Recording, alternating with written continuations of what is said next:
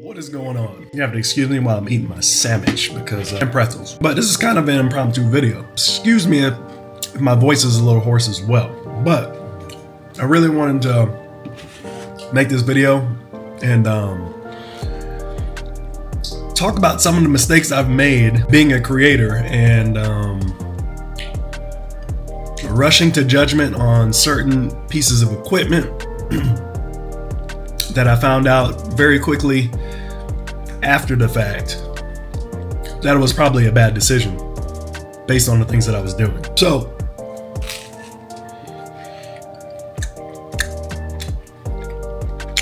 oh my God, this is good. You're missing out. But one of the biggest pieces of equipment in 2024 that I bought was a drone. And don't get me wrong. Drones are awesome. They're badass. They have a purpose. But the reason why I bought the drone last year, it was a DJI Mini Pro 4, the Mini 4 Pro. And it was an amazing drone. I probably shouldn't have sent it back. But my idea for this drone was to be able to capture autonomous video and shots, trailing shots, etc., on my motorcycle. And I didn't realize that it wasn't going to actually give me exactly what I wanted or expected out of the footage. The reality versus expectations basically was pretty accurate when you see memes. For one, the drone couldn't keep up with my bike and me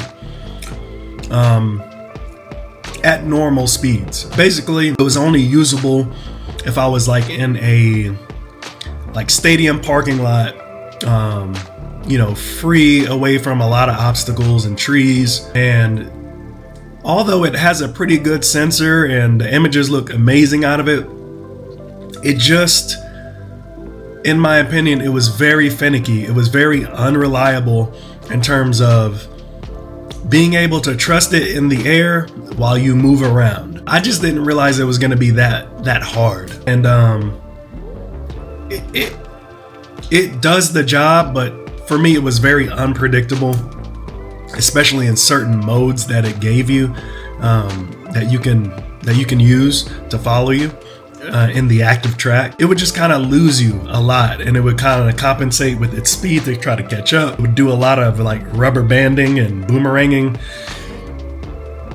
in active track. Now, when you're standing still and you're trying to get really cool shots, like using the different set methods that it can use, the set movements that you can use, like the elliptical, I say elliptical, but the rocket and all that kind of stuff, it works just fine. You just have to make sure you have plenty of space. I would say that if I knew it was going to do that, I wouldn't have spent like almost $1,000 on that drone. And that's why I sent it back. To me, it was a big disappointment. Like I said, expectations versus reality hit me, and before I couldn't return it, I did return it. Only bad thing is that I bought it from Best Buy. And at the time, I didn't realize that Best Buy, although they have a 14 or 15 day policy, return policy, what I didn't know was that they also charge you $150 for a restocking fee. So that kind of sucked. I learned a lot. I learned to never buy expensive things from Best Buy ever again. But it just got me thinking that maybe if I do get another drone, it's probably gonna have to be something like in the DJI Neo price range, because I know what the expectations are. So I think I would do something more like that going forward. But with all the drone regulations and stuff like that, it just kind of throws me off. But yeah, really bad decision. But also thought about, well, you can't see it, but I've also thought about trading in my MDX, my Canon MDX Mark II. And the reason being is because I've just kind of realized that shooting with something like this, the Pocket 3, a lot of the shooting that I do my DJI Action 4, my Insta360 X4 that, I don't know, I just really don't. What I use my cameras for now, and even my phone. So I recently upgraded this. This is a iPhone 12 Pro Max. I've been using this thing for years, right? I literally just upgraded yesterday to the 16 Pro Max. And I haven't really tested the camera and stuff yet, but from what I've seen, it's definitely been a worthy update. I am really excited to get to test this phone out and stuff like that, but I'm waiting on my case, so I'll be able to like kind of safely. I'm kind of afraid to handle it without the case too much, but that's going to be coming today. But the other case that I bought for it is going to be for what is it called? The Quad Lock. I bought a Quad Lock case for it so I can put it on my motorcycle. Otherwise, I'll still have to use my Pro Max and my 12 Pro Max. But a lot of the stuff that I'm doing now is not so much YouTube stuff.